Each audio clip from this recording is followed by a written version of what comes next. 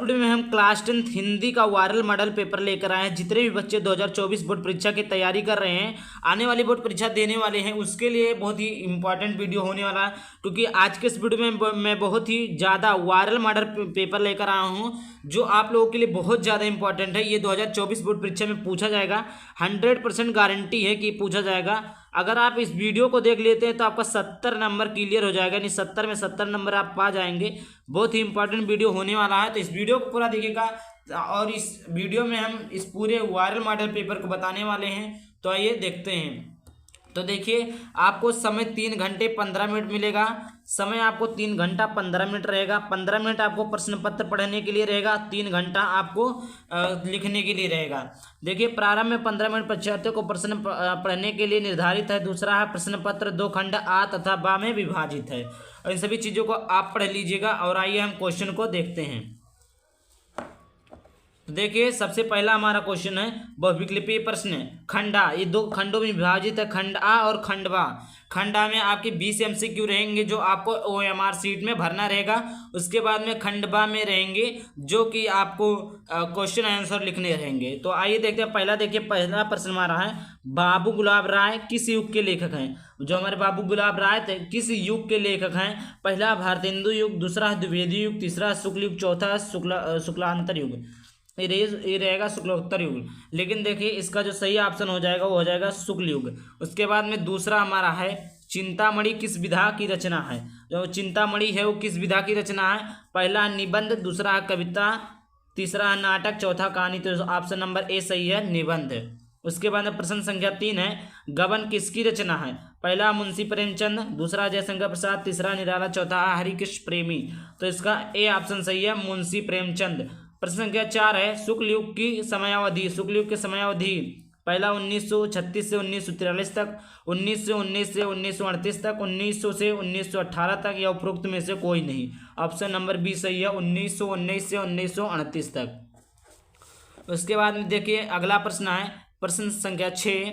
प्रश्न संख्या 5 नीड़ का निर्माण फिर किस विधा की रचना? पहला जीवनी, दूसरा आत्मकथा, तीसरा साक्षात्कार या भेंटवार्ता, चौथा हमारा रेखा चित्र। तो ये क्या है? तो ये है आत्मकथा। क्या है? आत्मकथा। ऑप्शन नंबर बी सही है। उसके बाद में देखिए, प्रश्न संख्या 6 है प्रिय प्रवास किस युग की रचना है? तो प्रिय प्रवास पहला है द्विवेदी युग, दूसरा भारतेंदु युग, तीसरा है प्रगतिवादी युग, चौथा छायावादी युग। तो इसका जो ऑप्शन नंबर ए है वही सही होगा, द्विवेदी युग। उसके बाद में अगला है 7वां मधुशाला किसकी रचना है? पहला है रामधारी सिंह दिनकर, दूसरा हरिओध, तीसरा हरिवंश राय बच्चन, और ये हमारा सुमित्रा नंदन पंत। तो इसका जो ऑप्शन सही हो जाएगा, हरिवंश राय बच्चन। और उसके बाद में 8वां हमारा है भारत भारती किसकी रचना है? भारत भारती पहला सियाराम शरण गुप्त, दूसरा मैथिली शरण गुप्त, तीसरा अजय शंकर प्रसाद, चौथा महादेवी वर्मा। तो इसका जो ऑप्शन नंबर बी है वही सही हो जाएगा, मैथिली शरण गुप्त। उसके बाद में अगला है प्रश्न संख्या 9 आधुनिक काल कब से कब तक माना जाता है? तो आधुनिक काल पहला है सन 1843 ईस्वी से अब तक, 1643 ईस्वी से अब 1843 ईस्वी तक, सन 1918 से 1936, 1936 से 1943। तो इसका ऑप्शन नंबर ए सही है। प्रश्न संख्या 10 है मतीराम किस युग के कवि है? पहला आधुनिक युग के कवि, आधुनिक काल या आदिकाल, भक्ति काल या रीतिकाल। तो इसका जो ऑप्शन नंबर डी हो जाएगा, रीतिकाल के कवि हैं। उसके बाद में देखिए, अगला है हास रस का अस्थाई भाव। हास रस का अस्थाई भाव शोक होता है या रति होता है या हास होता है या निर्वेद। तो इसका ऑप्शन नंबर सी सही है, हास होता है। अगला हमारा है सोहत ओढ़े पीत पटु श्याम सलोने गात मनोनीलमण शैल पर आतप प्राव प्रकाश। उपरोक्त पंक्तियों में से कौन सा अलंकार? इन चारों में से अलंकार बताना है। पहला हमारा उपमा अलंकार, दूसरा उत्प्रेक्षा अलंकार, तीसरा रूपक अलंकार, चौथा श्लेष अलंकार। तो इसका ऑप्शन नंबर बी सही हो जाएगा, उत्प्रेक्षा अलंकार। अगला है प्रश्न संख्या 13 रोला छंद में कुल कितने चरण होते हैं? रोला छंद में कितने चरण होते हैं? पहला है 3, दूसरा है 2, तीसरा है 4, चौथा है 4, चौथा हमारा 5। तो इसका ऑप्शन नंबर सी सही हो जाएगा, 4। उसके बाद अगला प्रश्न संख्या 14 आकर्षण शब्द में किस उपसर्ग का प्रयोग किया गया है? पहला है वी, दूसरा मान, तीसरा अक, चौथा है बड़ा। तो इसमें जो उपसर्ग है वो है ऑप्शन नंबर डी। प्रश्न संख्या 15 रचना के आधार पर वाक्य कितने भेद होते हैं? वाक्य के कितने भेद होते हैं? तो पहला 2, दूसरा 5, तीसरा 6, चौथा 3। ऑप्शन नंबर बी सही हो जाएगा। 16 हमारा प्रश्न संख्या 16, पीताम्बर में कौन सा समास है? पहला है कर्मधारय समास, दूसरा द्वंद्व समास, तीसरा वो विरीही समास, चौथा तत्पुरुष समास। ऑप्शन नंबर सी सही हो जाएगा, बहुव्रीहि समास। उसके बाद अगला है आंसू का तत्सम। आंसू का तत्सम रूप होता है, पहला है अश्रु, पहला है अश्रु, उसके बाद में दूसरा है अंश, तीसरा रोना, चौथा आंख। ऑप्शन नंबर ए सही हो जाएगा, अश्रु।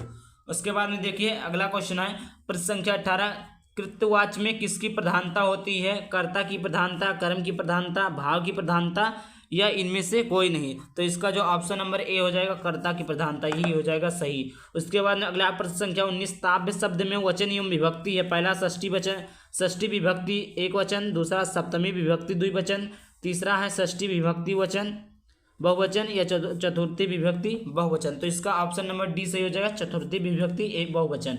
अब प्रश्न संख्या 20, निम्नलिखित में से सर्वनाम है। पहला मनुष्य, दूसरा बचपन, तीसरा हुआ, इनमें से कोई नहीं। सर्वनाम किसे कहते हैं? ही सी इट, यानी ही माने वह। ये ऑप्शन नंबर सी सही हो जाएगा। अगला हमारा है, अब आ जाता है हमारा खंडवा।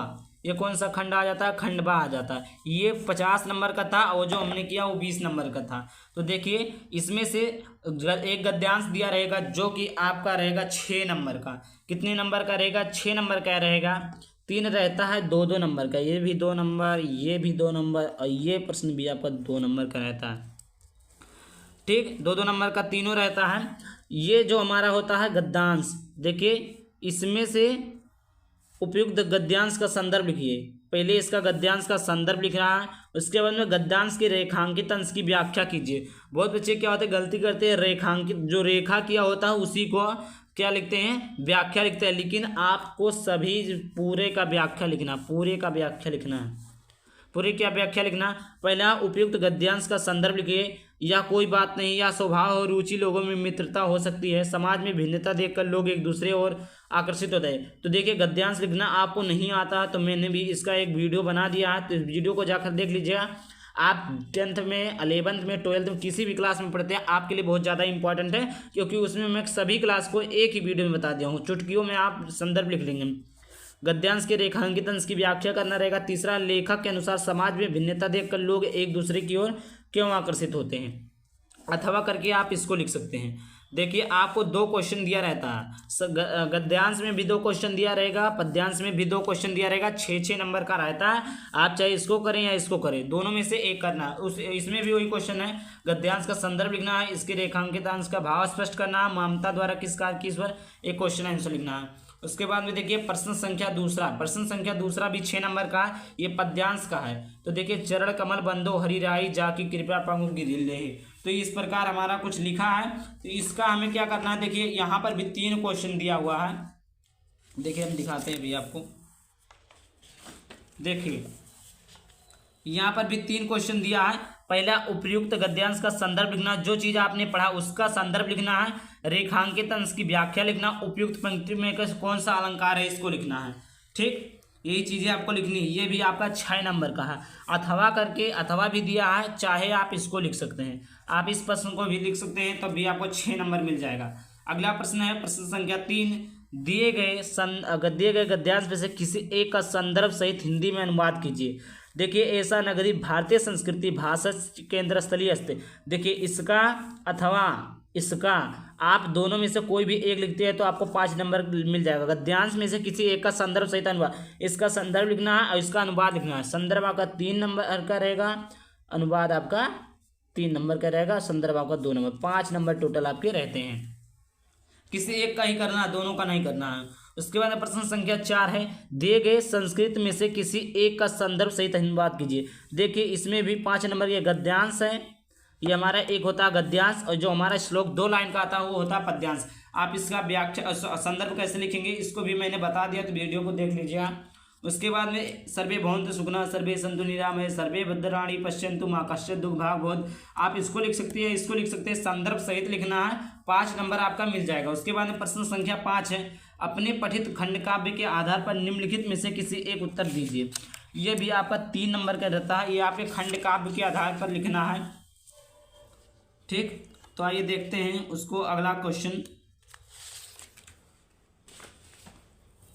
तो देखिए आपके जिला के आधार पर आप में कौन सा जिला लगता है, उसी जिला के आधार पर आप लोगों को इतना सारा दिया, का, खा, गा, घा, अंगा, चा, छा, जा, झा, यहाँ तक दिया हुआ है। तो आप किस जिले में रहते हैं, आपके जिले के हिसाब से इसमें से किसी एक का खंड काव्य लिखना है। ठीक, खंड काव्य के आधार पर उसका चरित्र चित्रण या कुछ भी जो चीज़ है लिखनी है। उसके बाद में अगला प्रश्न है प्रश्न संख्या 6, दिए गए लेखकों में से किसी एक का जीवन परिचय लिखते हुए उनकी एक प्रमुख रचना का उल्लेख कीजिए। डॉक्टर राजेंद्र प्रसाद, या दूसरा है जयशंकर प्रसाद, तीसरा है आचार्य रामचंद्र शुक्ल। देखिए तीनों में से किसी एक का लिखना है जीवन परिचय, 3 नंबर आपका जीवन परिचय प्लस 2 नंबर आपका रचना मिलेगा। तो रचना लिखना मत भूलिएगा वरना आपका 2 नंबर कट जाएगा। अगला हमारा प्रश्न संख्या 6 है कि दिए गए कवियों में से किसी एक का जीवन परिचय देते हुए अपनी प्रमुख रचना का उल्लेख कीजिए। प्रमुख रचना लिखना, ये देखिए ये हमारा गद्यांश था, ये हमारा पद्यांश है। तीनों में से एक लिखना है, तीनों में से एक लिखना है, 5 नंबर दोनों में मिलेगा। उसके बाद में देखिए अगला प्रश्न संख्या 7, अपनी पाठ्य पुस्तक में से कंठस्थ कोई एक श्लोक लिखिए जो प्रश्न पत्र में ना आया हो।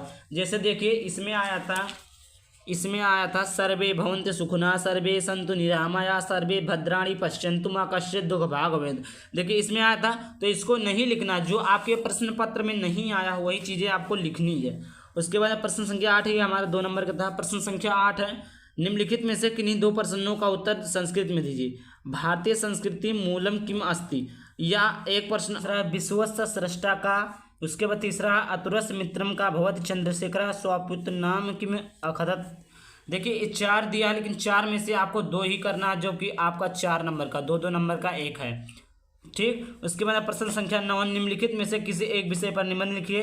पहला स्वच्छ भारत अभियान, दूसरा है विज्ञान वरदान अभ्यासाप, पर्यावरण प्रदूषण की समस्या और समाधान, चौथा हमारा जनसंख्या वृद्धि की समस्या और समाधान।